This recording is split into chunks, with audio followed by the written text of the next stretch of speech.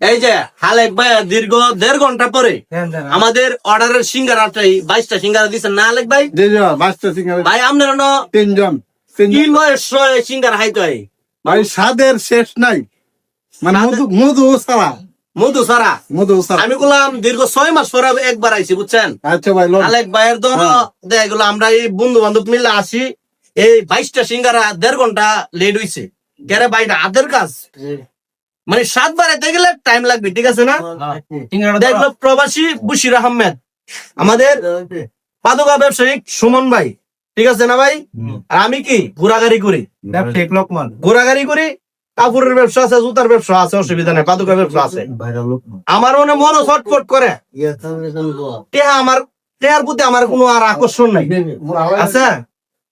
কত টাকা কামায় মইরা গেলে গানি তারুম কিছু টাকা দেয়, এগুলো বিনোদন করে হাওয়ার লাগে, ঘোরাগাড়ি করা লাগে, ঠিক আছে না বশির ভাই? আর ভিডিওটা প্রচুর পরিমাণ শেয়ার করে দিবেন।